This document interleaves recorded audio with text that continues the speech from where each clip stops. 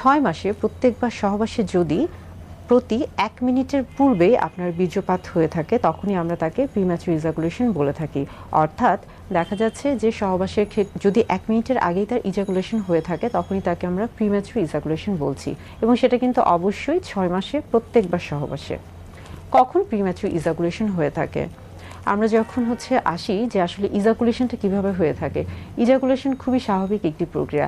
একজন পুরুষের শরীরে যখন তার যৌন হরমোনটি সঠিক মাত্রায় তৈরি হবে এবং সঠিকভাবে তৈরি হবে, অর্থাৎ এটাতে কোনো ব্যাঘাত ঘটবে না, তখনই কিন্তু তিনি একটি সুন্দর যৌন জীবন যাপন করতে পারবেন। অর্থাৎ পুরুষদের যে যৌন হরমোন রয়েছে টেস্টোস্টেরন হরমোন, সেটি যখন সঠিকভাবে তৈরি হবে তখনই কিন্তু তার যৌন চাহিদা বা আগ্রহগুলো কাজ করবে, এবং যখন তার ইরেকশনের কোনো সমস্যা হবে না তখনই দেখা যাচ্ছে যে তার প্রিম্যাচুর কিন্তু ইজাকুলেশন হবে না। কিন্তু যখন দেখা যায় যে এই যে টেস্টোস্টেরন হরমোন তৈরিতে সমস্যা বা তার ইরেকশনে বাধাগ্রস্ত হচ্ছে বা সে অন্যান্য কোনো না কোনোভাবে শারীরিকভাবে বা মানসিকভাবে বাধাগ্রস্ত হয়, তখনই তার কিন্তু প্রিম্যাচুর ইজাকুলেশন হয়ে থাকে। আমাদের প্রত্যেকটি মানুষের জন্য কিন্তু যৌন জীবন অত্যন্ত গুরুত্বপূর্ণ। বিশেষ করে আমরা বলে থাকি যে স্বাস্থ্যকর যৌন জীবনের ভূমিকা কিন্তু একজন সুস্বাস্থ্যকর ব্যক্তির জন্য অত্যন্ত গুরুত্বপূর্ণ। এখন আসি যে মানসিক যে দিকগুলো কাজ করছে।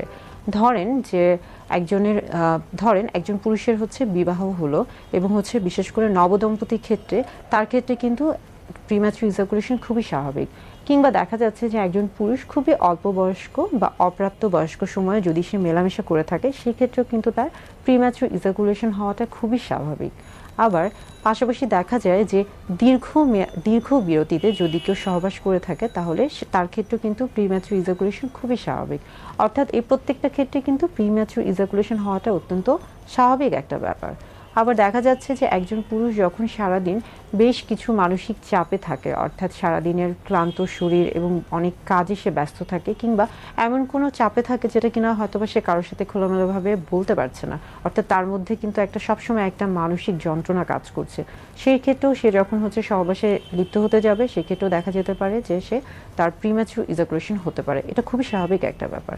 আবার শারীরিক দিক থেকেও যদি আমরা আসি যে সে অনেক বেশি ক্লান্ত, হয়তোবা সে সঠিকভাবে বিশ্রাম নিচ্ছে না, তার ঘুমের প্রয়োজন রয়েছে, সেই কাজগুলো ঠিকমতো করছে না, বা তার যে খাদ্যাভ্যাস রয়েছে সেগুলো সে ঠিকমতো করছে না, সেই ক্ষেত্রেও কিন্তু প্রিম্যাচুর ইজাকুলেশন হওয়াটা খুবই স্বাভাবিক একটা ব্যাপার।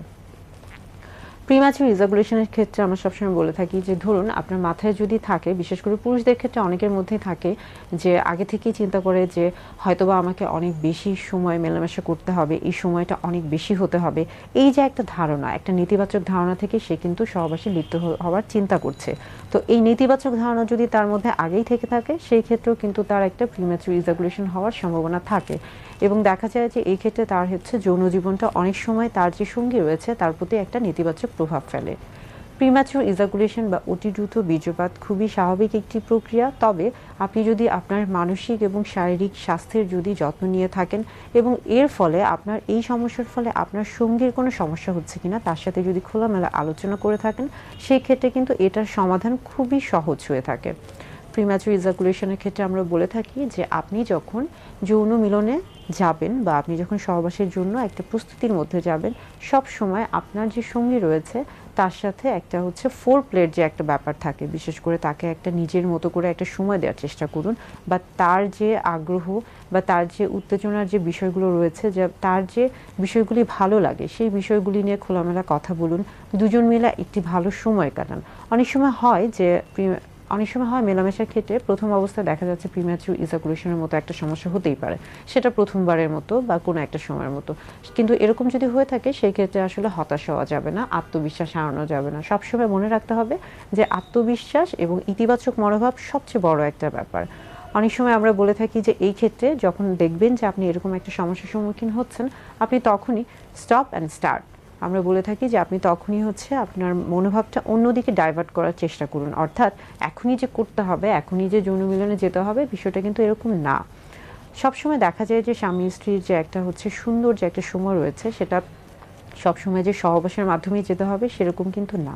আপনি চাইলে আপনার সঙ্গীর সাথে সুন্দরভাবে খোলামেলাভাবে একটি সময় যাপন করুন, তার সাথে প্রয়োজনে তার সাথে আপনি গল্প করুন, বই পড়ুন, খোলামেলা কথাবার্তা বলুন, দুজনকে বোঝার চেষ্টা করুন, এবং পরবর্তীতে যখন দুজনের মনোভাব দুজনকে বুঝতে পারবেন বা দুজনের একটা ইতিবাচক মনোভাব তৈরি হবে, তখনই আপনারা সহবাসে লিপ্ত হন। অর্থাৎ প্রিম্যাচুর ইজাকুলেশন খুবই স্বাভাবিক একটি জিনিস, এটা নিয়ে ভয়ের কিছু নেই। তবে দেখা যায় যে অনেকে এরকম কোনো সমস্যা হয়তোবা একবারের মধ্যে ভুগেছেন বা 2-3 বার, তখনই দেখা যায় যে তারা বিভিন্ন ধরনের ফার্মেসির দোকান থেকে বা কারো কাছ থেকে শুনে বা বিভিন্ন রকমের ভুল চিকিৎসা করেন অথবা বিভিন্ন রকমের অপচিকিৎসা করে থাকেন, এবং এর ফলে দেখা যায় যে পরবর্তীতে তার কিন্তু বিশাল একটা শারীরিক সমস্যার তৈরি হতে পারে, এবং অনেক সময় দেখা যায় পরবর্তীতে হয়তোবা বন্ধ্যাত্ব বা এরকম কোনো সমস্যাতেও ভুগতে পারেন। তাই এরকম যদি আপনি মনে করেন যে আপনার প্রিম্যাচুর ইজাকুলেশনের সমস্যা আপনি ভুগছেন, তাহলে অবশ্যই আপনার সঙ্গীর সাথে খোলামেলা কথা বলুন এবং অবশ্যই একজন বিশেষজ্ঞ চিকিৎসকের পরামর্শ নিন।